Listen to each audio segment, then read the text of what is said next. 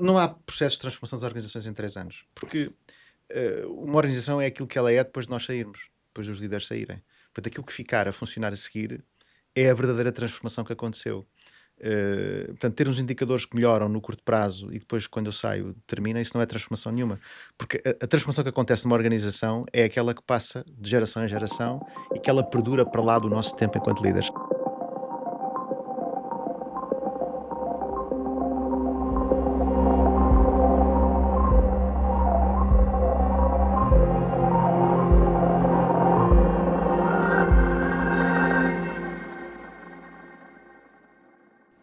Bem-vindos ao podcast Iman. Este é um projeto da Lift que pretende criar um campo magnético positivo em torno das organizações e dos líderes que se destacam pela sua contribuição para um futuro mais sustentável, inovador e inclusivo. Hoje tenho comigo o Pedro Afonso, CEO da Vinci Energies Portugal, autor da Leadership The Power of Giving Back e fundador do movimento Giving Back, que nos vai conduzir numa viagem pela liderança humanizada com propósito. Pedro, bem-vindo ao podcast Iman e muito obrigado por teres aceitado este nosso convite. Obrigado pelo convite. A primeira pergunta que eu queria fazer tem um pouco a ver com a tua educação e com a forma como o Colégio Militar formou e forma líderes e como é que te impactou a ti como líder e como é que, de facto, uma educação um pouco mais dura, diria assim, daquela que nós temos hoje em dia, é importante hoje em dia para a liderança, enfim, dos nossos CEOs e dos nossos líderes. Sim, eu transformava talvez a assumption de que é mais dura, eu chamava-lhe mais humanizada.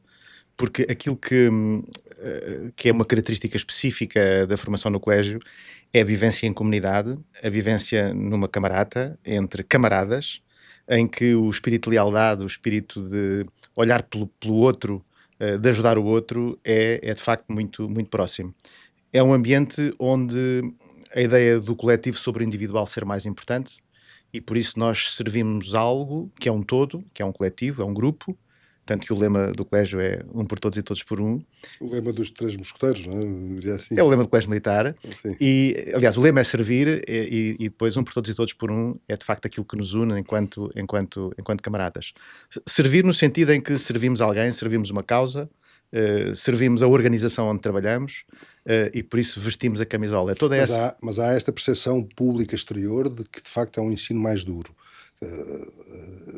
De facto, eu acredito que quem lá tenha estado tenha essa percepção. Eu acho que é uma expressão generalista. É uma expressão generalista. Acho que é muito generalizável, porque de facto se chegar a horas a um determinado sítio e às 9 horas é às 9 horas e às 9h01 é um atraso, sim, se isso é visto como duro, então é duro. Mas se for, por exemplo, uma sociedade como a alemã, estar 3 minutos antes, então se calhar para um português também é duro. Portanto, isto tudo depende da perspectiva e da forma como encaramos as coisas. E portanto, esta ideia de que chegar às 9 horas é às 9 horas, e se eu chegar às 9h02 estou a impactar toda uma equipa que já estava 2 minutos à minha espera, se isso é considerado duro, então, pois, provavelmente será duro. Se é duro eu ter o dever de olhar pelo meu camarada, pelo seu bem-estar, se isso é duro, bom, não sei se isso é duro, eu acho que isso é humanista. Chamo-lhe talvez formação do caráter numa idade muito jovem. É a parte mais importante, diria assim. É a parte mais importante, é a parte mais relevante e são valores de base que nós trazemos para a vida empresarial, no contexto da comunidade, mas também para a nossa vida pessoal. Nós, os antigos alunos e os alunos do colégio, os meninos da luz, como chamamos, têm um código de honra e um dos mandamentos do código de honra é o dever da prática do bem, ou seja, o dever de olhar também pelos outros. E isso é o que fica no fim. Isso é o que fica no fim. E nós, quando temos dúvidas sobre as nossas decisões, sobre os dilemas que a vida nos coloca, os dilemas de liderança, e nós aprendemos isso naquela casa, bom, temos que olhar para esse código de honra e perceber perante aquela decisão, onde é que naqueles mandamentos aquela decisão se enquadra. Porque os nossos dilemas não são coisas práticas. Isso falta-nos um bocadinho nas novas gerações, nesta nova geração Z. Falta talvez uma estrutura, pilares. É mais um pilar de sociedade e não tanto um pilar de ensino que não está a acontecer. Porque eu não lhe chamo ensino, eu chamo-lhe vivência em comunidade. Porque de facto há uma coisa, nós confundimos muito aquilo que é o ensino académico nas escolas, as línguas, a história, a matemática, a física, portanto, aquilo que são as áreas de conhecimento mais técnicos com aquilo que é a vivência em comunidade. Eu tenho uma experiência muito interessante que vivi o ano passado, em setembro, quando estive na Dinamarca uma semana. Houve 2 grupos dentro da Vansi. Na Vansi Energies houve um grupo que foi designado, éramos cerca de 25, e fomos à Dinamarca, passámos uma semana imersiva sobre o que é que significa viver numa sociedade sustentável, o que é que significa desenvolver um projeto sustentável, por exemplo, numa cidade como Copenhaga. Então fomos visitar Amagerbecker, que é a grande central de reciclagem de lixo, em Copenhaga. Imagina nas Avenidas Novas haver uma central de reciclagem de lixo que tem 2 propósitos: reciclar lixo, aliás 3, reciclagem de lixo, de facto, produzir energia e ainda recolher CO2 que depois é reposicionado na natureza, em sítios onde são inofensivos para o meio ambiente. Portanto, isto acontece No centro da cidade. no centro da cidade, junto ao mar, porque Copenhaga tem mar próximo, e é incrível perceber como é que um projeto daqueles, cerca de 600 milhões de euros, aconteceu durante 12 anos, portanto passou 3 ciclos políticos, e como é que o projeto não morreu numa viragem de ciclo político. E é muito interessante, e vou só passar esta ideia de como é que ligamos isto à escola. É muito interessante perceber como é que aquilo sobreviveu a tanto tempo. Os 3 principais partidos, portanto, esquerda, direita, moderados, que normalmente têm a governação, acordaram numa forma de desenvolver aquele projeto, com um orçamento, com uma equipa, e que durou durante todos aqueles anos. A senhora que liderou o projeto, não me recordo agora do nome, mas a senhora que liderou o projeto, no final do primeiro dia da visita, veio ter connosco. E falou com uma paixão daquele projeto, de uma forma, aí sim com uma enorme paixão. Ela dizia-me que aquilo era o seu filho, que ela não tinha família, portanto viveu para aquilo durante 12 anos, e foi explicando como é que é possível aquilo sobreviver, e de facto com uma forte governança numa organização sem fins lucrativos que foi gerindo todo o projeto, que foi gerindo todos os stakeholders, e foi de facto a ligação de 3 entidades fundamentais: a política, por um lado, os partidos da governação, as populações locais, com associações que foram usadas para o efeito, e os sindicatos das empresas que podiam vir a trabalhar no projeto, para garantir que nenhuma das entidades iria parar o projeto também. E foi muito interessante porque aquilo funcionou, correu bem. Portanto, esse projeto no fim tem não só essa componente, como tem, por exemplo, uma torre de escalada, é uma das maiores torres de escalada da Europa urbana, e também uma pista de ski onde fazem campeonatos naquela área. Muito 2 dias interessante. depois, a meio da semana, aparece a diretora-geral no nosso processo imersivo. São 2 pessoas relevantes no processo do Ministério da Educação da Dinamarca, a diretora-geral e mais uma pessoa que trabalhava com ela, e que nos explicou o seguinte, e isso, no fundo, fechámos o loop na nossa cabeça, que é como é que é possível a sociedade dinamarquesa, e nós, eu sei que há pessoas que não vão gostar de me ouvir nesta dimensão, mas é interessante, nós, não podendo copiar, podemos pelo menos ter alguns insights e inspirações sobre o que é que nos distingue de outras sociedades quando nos faltam os tais pilares de valores no nosso processo educativo. Essa senhora explicou que, bom, sabem qual é um dos temas mais debatidos no Parlamento dinamarquês? É o programa da escola primária. E nós ficámos, o programa da escola primária, sim, é assunto de debate político todos os anos, porque é na escola primária que nós formamos o cidadão dinamarquês. E, portanto, a base da tolerância, de saber ouvir o contraditório, de saber incorporar o contraditório, e em vez de chegarmos a consensos, conseguirmos chegar a compromissos, Sim. é essa que é a base do desenvolvimento da sociedade dinamarquesa. Portanto, voltamos sempre à escola, não apenas como elemento de formação académico e de ensino, como estavas a expor, mas de formação do caráter e de formação do cidadão. Foi isso, só para ligar com o Colégio Militar. Que é muito interessante, porque aí não tinha, eles não tiveram contestação durante os tais. Poderá haver contestação, mas há um compromisso entre todas Há as um partes que o compromisso projeto da vai sociedade avançar naquele orçamento, com aquela equipa, dentro naquele timing. no centro da cidade, centro coisa da que em cidade. Portugal seria impossível. Era não é? impossível, porque, quer dizer, havia de certeza uma providência cautelar que iria parar o projeto várias vezes. Ou porque ele avança, ou porque ele não avança. Ou porque ele avança, ou porque ele não avança. Exatamente. Mas isto estavas a dizer, colando enfim, com o Colégio Militar, tu dizes que a liderança é uma coisa que, já disseste isto várias vezes, que se aprende a vida toda, e portanto estamos permanentemente a aprender a ser Sim, líderes. somos líderes em formação a vida toda. Isso é uma expressão muito interessante, mas que no fundo também vem um pouco dessa experiência de camaradagem barra ensino que... Sim, até porque na escola temos uma característica muito interessante, miúdos de 16, 17 anos, que depois se chama os alunos graduados, portanto faz parte do processo formativo, que são os irmãos mais velhos que de alguma forma enquadram os mais novos. E para lá das formações de liderança que são dadas formalmente a esses alunos mais velhos, 11º e 12º ano, Que no fundo são os líderes da escola são os na líderes parte noturna, diria assim, na parte na de... parte da vivência. Sim. Na parte da vivência. O garante de que as tradições vão passando de geração em geração ao longo de 200, já fez agora 222 anos, que as tradições vão passando de geração em geração, e por isso aquela casa tem a base da formação E de eles têm uma formação de líder. 16, 17 anos e sentem-se líderes, e sentem-se responsáveis. Eles e sentem... sentem que fazem parte de um sistema, sentem que fazem parte de uma comunidade, vamos dizer assim, e que foram aprendendo com os mais velhos ao longo dos anos. E por isso, quando chegam àquela idade, está na vez deles também de ensinarem os mais novos nesse processo. Mas o que é interessante é a passagem de geração em geração. É uma casa viva desse ponto de vista, em que muitas coisas, os valores do Marechal António Teixeira Rebelo, a solidariedade, que foi o fundador da casa em 1803, a solidariedade, a camaradagem entre todos, isso foi passando ao longo de 222 anos, e é muito interessante porque é uma sociedade viva, em que o conhecimento, as tradições, os símbolos, a cultura vai passando de geração em geração. E isso é a base numa organização empresarial, as organizações que conseguem ter os seus rituais, as suas tradições, os seus momentos que as pessoas todas já estão à espera que naquela altura do ano vai acontecer. Exato. Aquele momento especial.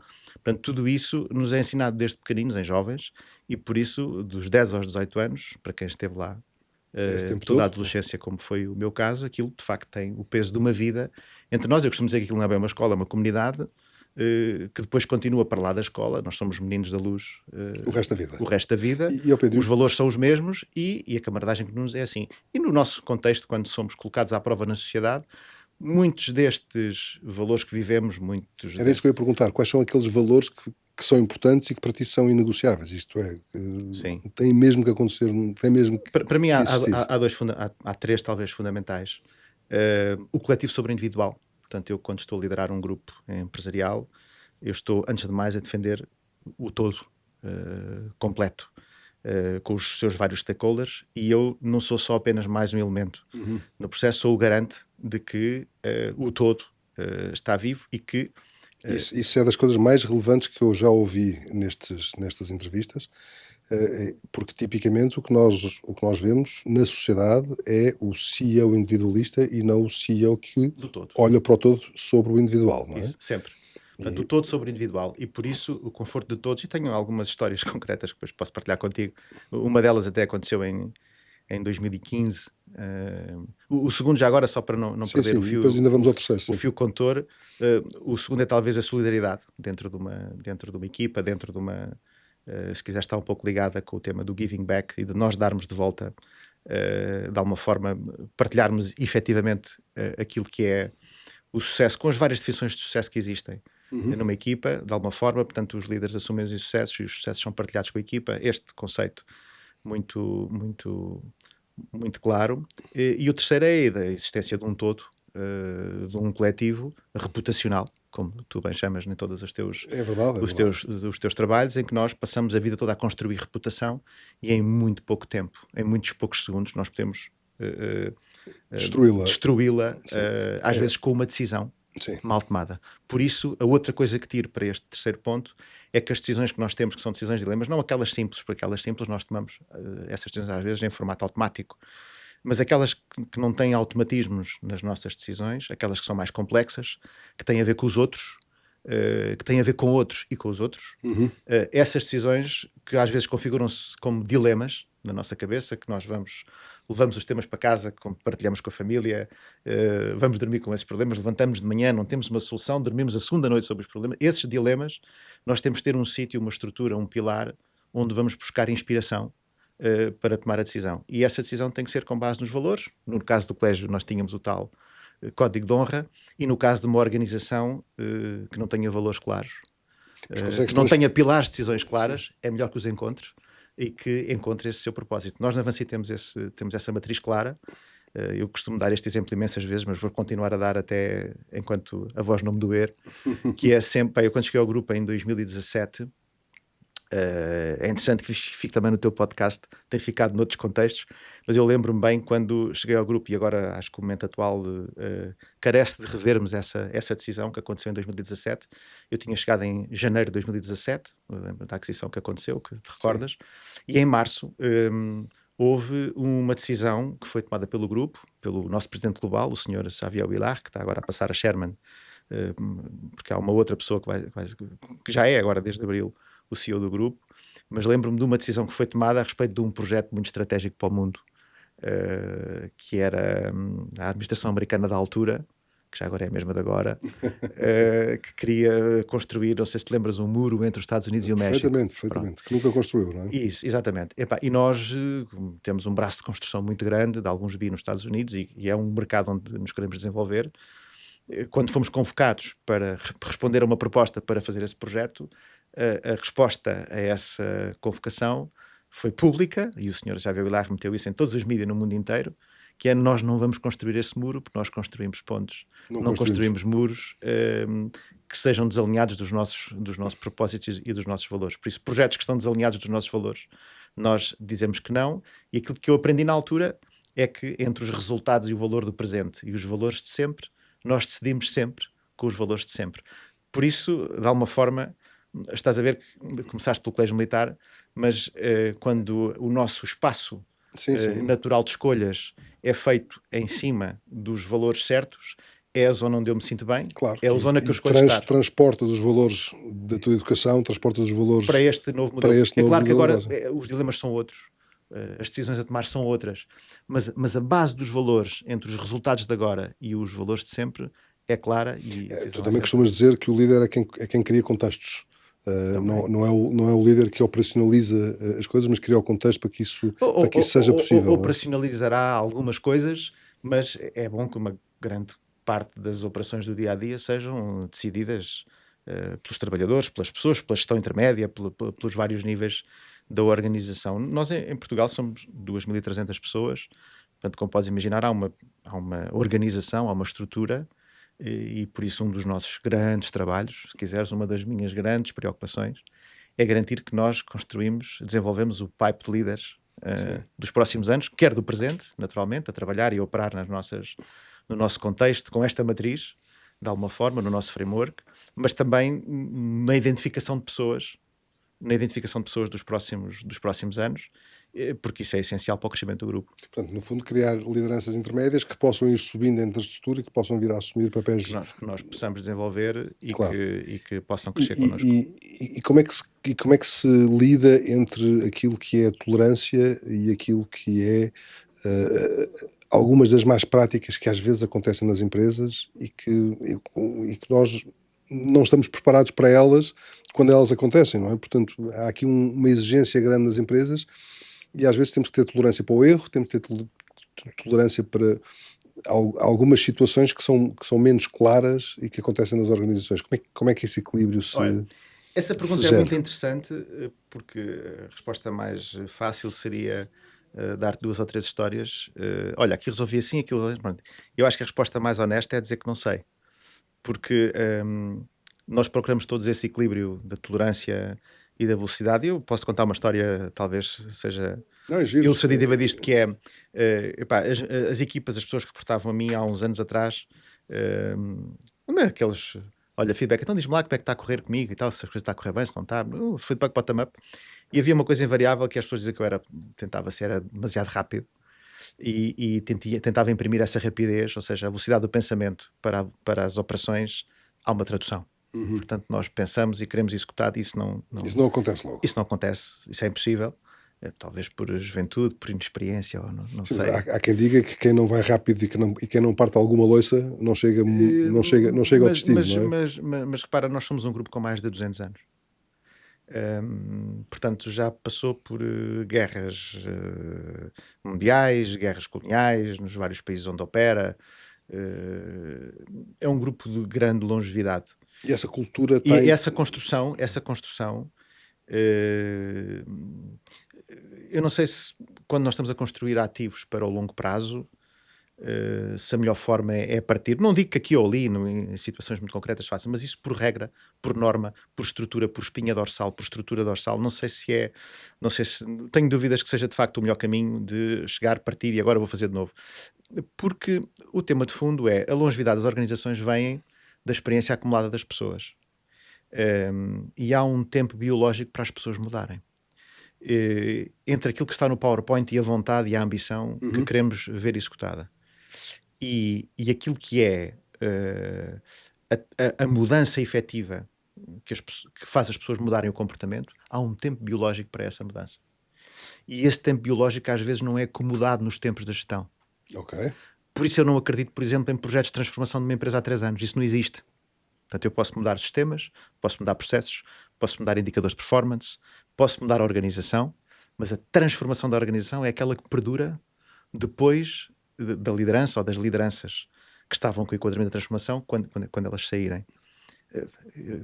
Peço desculpa de voltar novamente ao Colégio Militar, mas é uma organização que todos os anos tem graduados novos alunos. Certo. E todos os anos o sistema se repete. Porquê? Porque há uma aprendizagem entre as pessoas ao longo da vida, ao longo do tempo.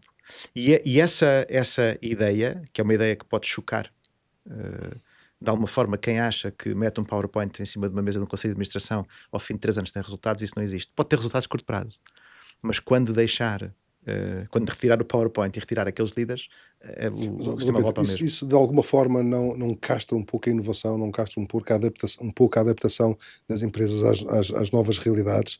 Nós vivemos num mundo em uma hipertransformação permanente, em que os líderes têm que se adaptar permanente a todas as condicionantes que o mercado lhes põe à frente, nomeadamente agora nós mudámos completamente o paradigma geopolítico. Eu divido assim, esse é um excelente ponto. Eu divido nós não conseguimos dividir a dinâmica da vida da dinâmica da gestão de uma organização. E na dinâmica da vida nós temos ações, temos tarefas, temos trabalhos, temos inovação. A inovação às vezes são produtos, outras vezes são serviços, outras vezes é fazer a mesma coisa de outra maneira, mais eficiente, com melhor produtividade. Temos investimentos e tudo isso está no campo das coisas que nós fazemos, das tarefas. Outra coisa são os modelos mentais da gestão e das pessoas que trabalham numa empresa que fazem com que essas tarefas, essas ações, essas decisões apareçam sem tu teres que o fazer de forma central. Eu estou a falar de organizações muito grandes, não é? Grandes, sim. De grande Grandes dimensão. empresas, Não estou a sim. falar de uma pequena empresa de 50 pessoas. Estou a falar de empresas de milhares de pessoas. A questão é como é que nós conseguimos ter um modelo biológico, desculpa a palavra, mas é uma palavra que eu utilizo muito em modelos organizativos. Como é que nós temos um modelo biológico de transformação da organização? Eu estou neste momento a falar dos temas biológicos. Quando nós mexemos nos temas biológicos, e eu tenho gestores que são as 3 disciplinas básicas da gestão, operações e finanças. Portanto, operações, finanças e pessoas, os 3 básicos. Mas agora nós temos novas disciplinas que introduzimos na gestão. Nós temos a neurociência. Sim. Nós temos a psicologia. Há 15 anos atrás... Temos muitos desafios nas organizações que 15 obrigam anos a ter atrás, essas disciplinas. Salvador, há 20 anos, quando eu comecei a trabalhar, não se falava de compliance, a palavra não existia. A palavra não existia. Sim, hoje em dia é essencial das empresas. O compliance é falado aqui no nosso grupo todos os dias. Não há dia que nós não falemos de compliance, não há dia que nós não fazemos uma análise de um projeto e que o compliance não seja uma dinâmica de análise, tal como é as finanças do projeto, tal como é a equipa do projeto, a organização do projeto, o timeline do projeto. O compliance faz parte da nossa vida no dia-a-dia. Portanto, nós temos novas disciplinas, por isso eu considero que a liderança empresarial, a gestão, é um ponto de encontro de muitas disciplinas que não existiam há 20 anos atrás, que existem agora, e por isso nós temos que saber muito de muita coisa. Mas, Pedro, então eu agora vou fazer uma provocação. O compliance é de facto uma coisa muito interessante nas organizações, faz parte do seu governance, faz parte das suas regras, mas não castra um pouco as características que um gestor tem que ter e que um líder tem que ter de intuição, de ir por um caminho diferente daquilo que o compliance normalmente manda, desde que seja ético, desde que seja responsável, mas Olha, muitas vezes o compliance das organizações é um castrador de lideranças, diria assim. Como te disse, nós somos líderes em formação a vida toda e temos hoje na gestão empresarial, na liderança empresarial, novas disciplinas que não tínhamos há 20 anos atrás. Há cerca de um ano e meio atrás, o ano passado é 23, penso que foi em 2023, portanto, todos os anos a Comissão Executiva do Grupo vai a uma Business School fazer um programa de curta duração em conjunto sobre um tema que é o tema da altura. E há 1 ano e meio foi precisamente o tema da ética e do compliance. Um, e, porque estes temas do compliance estão a chegar por via de regras, de leis, e nós temos que ir aos fundamentos da coisa. E eu posso dizer que uma manhã do programa foi sobre filosofia. Foi sobre a filosofia da ética, desde Aristóteles, sabe, muito atrás, até hoje, e como é que a ética foi evoluindo na humanidade ao longo de séculos. Por isso, eu ponho o compliance como mais um tema que nós temos que aprender e embeber nas nossas decisões. A ética é algo que nós temos que embeber nas nossas decisões.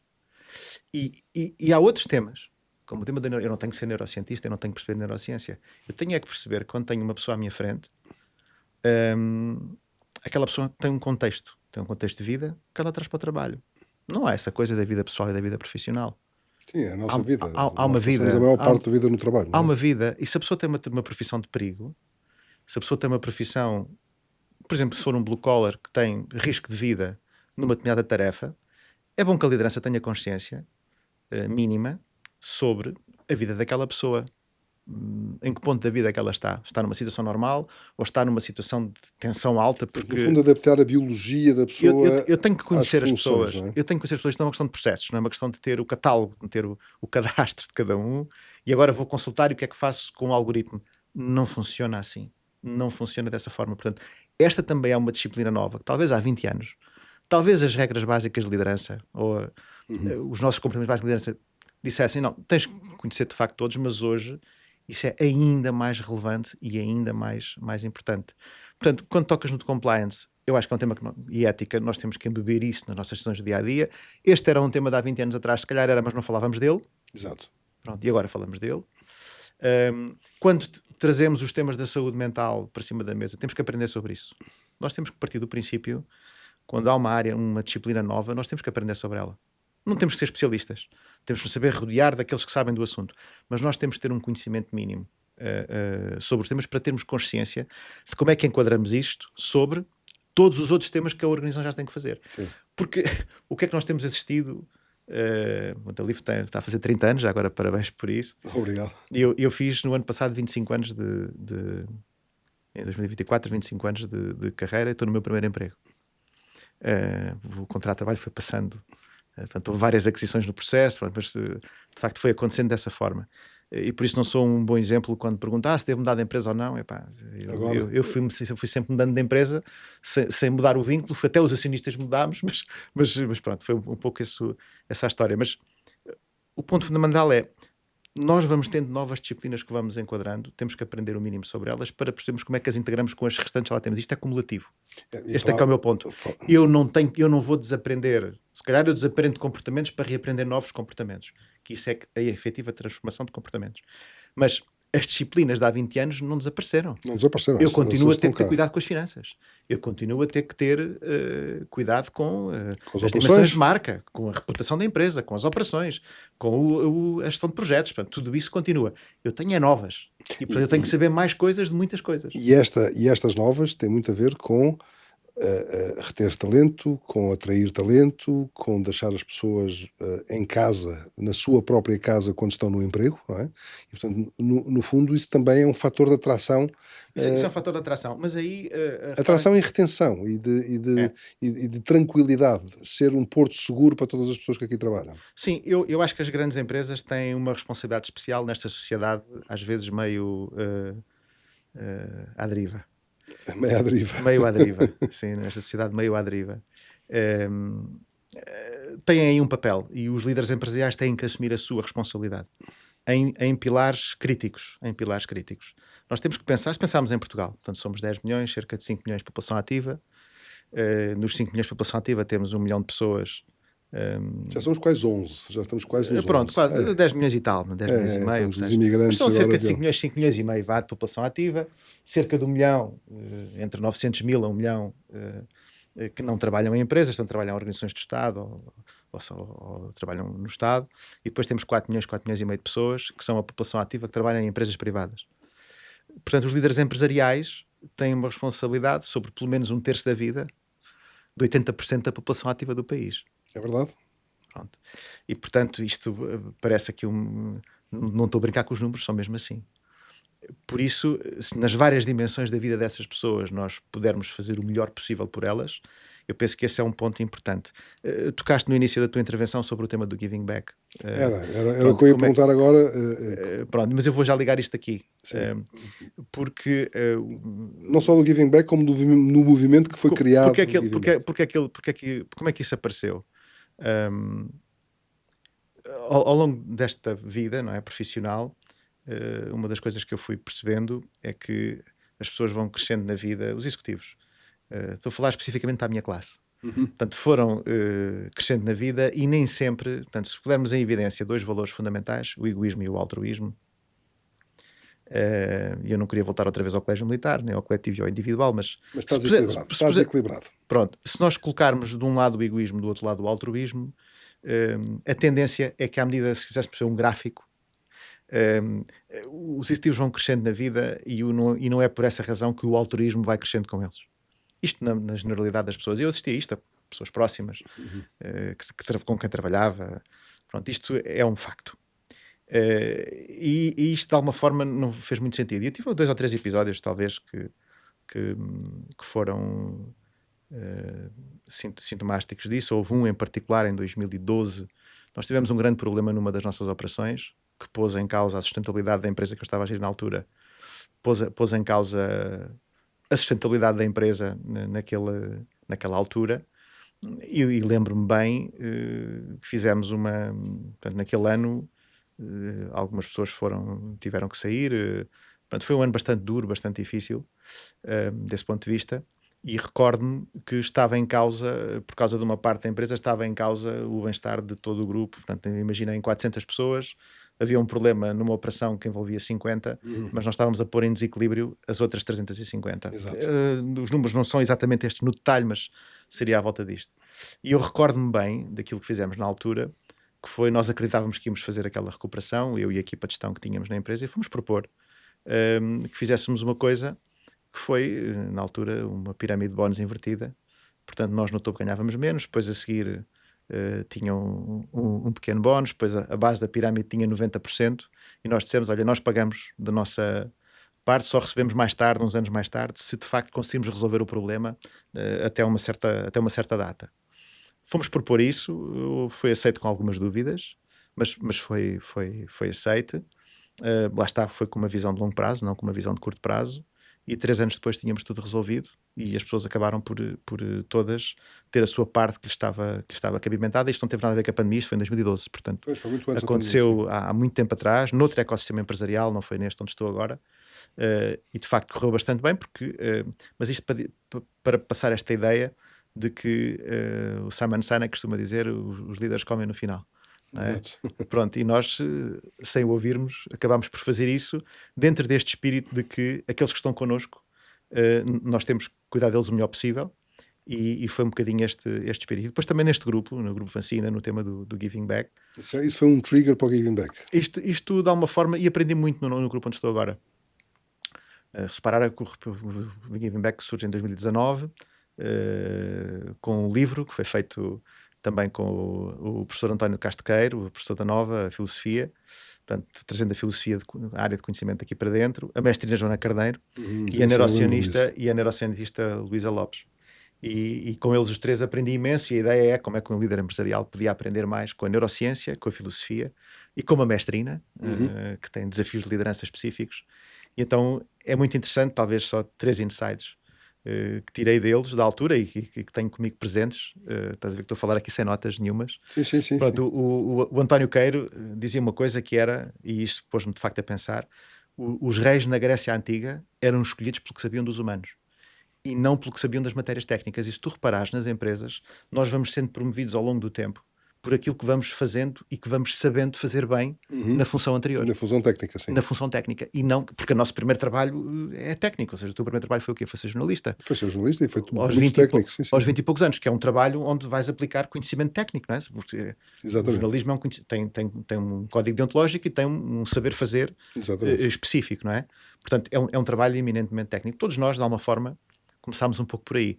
E depois vamos fazendo uma evolução e por isso o nosso lidar com os humanos começa a ser mais importante. Por isso ele trouxe este insight que era muito interessante, como é que os reis na Grécia Antiga eram escolhidos. Depois a mestrina, a Joana Carneiro, trazia um insight muito interessante que é, isto é assim, olha, eu só trabalho com pessoas da arte, e depois aquilo uma orquestra, para quem não sabe, portanto, uma orquestra tem o chefe dos violinos, depois tem o chefe dos violoncelos, portanto, cada aquilo depois está dividido, tem uma hierarquia dentro de 100 pessoas, aquilo tem uma hierarquia mesmo dentro da música.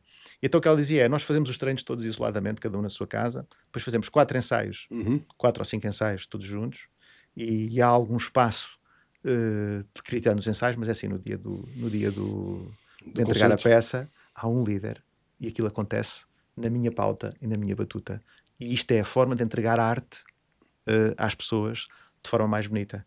E então ela, de alguma forma, desdiabolizou a ideia da hierarquia, porque a hierarquia ali só serve para entregar arte. Sim, que as pessoas gostem de ouvir, de orquestrar, no sentido de orquestrar.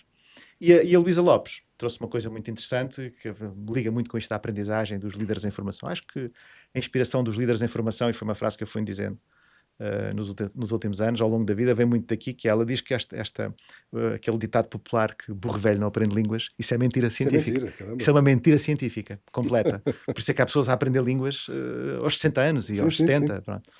E por isso é esta combinação de saberes, é estas novas disciplinas que nos podem ajudar a ser melhores líderes. Agora, não somos bons líderes, isso não sou eu para quem sou eu para responder? Terás que perguntar às pessoas que trabalham comigo. Claro que sim. O que eu gostava de saber também é como é que isso se transporta para dentro de uma organização. Tu transportaste o movimento também para dentro da Nancy Energies e também aplicas aqui eu não sei, esses conceitos de giving back. Eu não sei se eu trouxe ou se me inspirei no grupo para o levar para fora. Não sei se colocaria a coisa exatamente dessa maneira, por esta razão. Porque o grupo já tem mais de 200 anos, tem uma matriz de funcionamento, e houve 2 ou 3 coisas que eu encontrei que são super inspiradoras.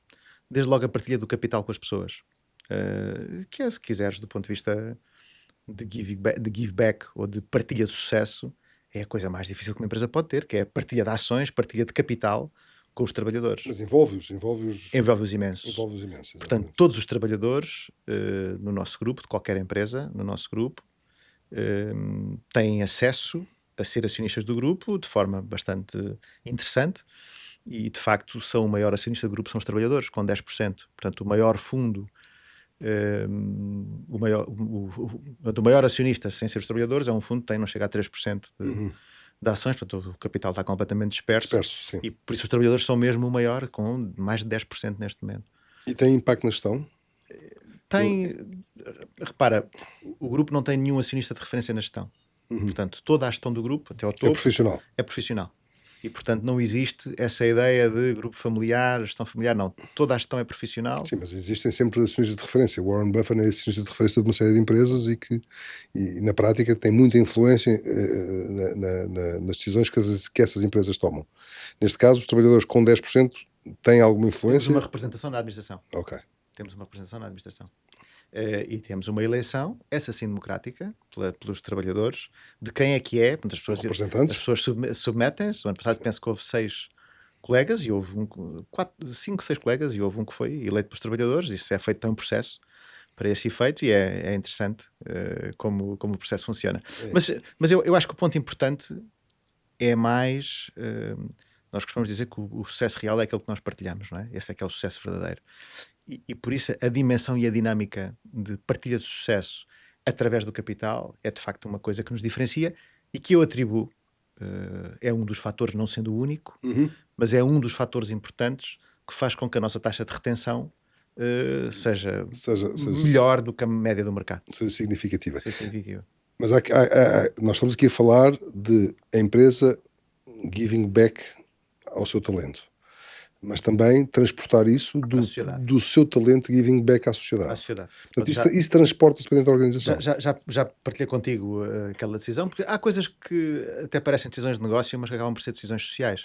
Aquela decisão do muro foi uma decisão de negócio, mas é uma decisão de valores, é uma decisão, há uma forma de reputação para fora. Mas indo à componente social e de partilha com a sociedade, esse é um ponto interessante. Bom, os primeiros onde nós temos que fazer essa dinâmica é com os próprios trabalhadores, e por isso todos os trabalhadores do grupo têm, por exemplo, um seguro de vida. Não estou a falar de seguro de saúde, estou a falar de um seguro de vida. E isso O seguro de acontece. saúde é obrigatório. O seguro é obrigatório. Sim, com nuances, não é? Com nuances, com nuances. Estou a falar de um seguro de vida, que não é nada obrigatório e que é um guidance social do grupo. Ok? Portanto, para os herdeiros legais, em caso de haver uma situação grave, pessoal ou profissional. Pessoal ou profissional. Portanto, é claramente um give back às pessoas. Mas depois temos com a sociedade. E com a sociedade é de facto um input-output com as associações que apoiamos. Nós temos o programa Avanci para a Cidadania, que para mim a parte mais importante desse programa não é tanto a dotação que nós atribuímos ao programa para apoiar associações que apoiam pessoas que precisam, de facto, é mais o formato em que ele funciona. Portanto, para cada associação apoiada e para cada donativo existe uma madrinha ou um padrinho que acompanha a associação ao longo do tempo. E depois incitamos as nossas unidades de negócio a, muitas vezes, a madrinha ou o padrinho é uma pessoa de uma área profissional específica e que depois ajuda aquela associação, muitas vezes com o seu saber fazer da sua área profissional. Vou-te dar um exemplo.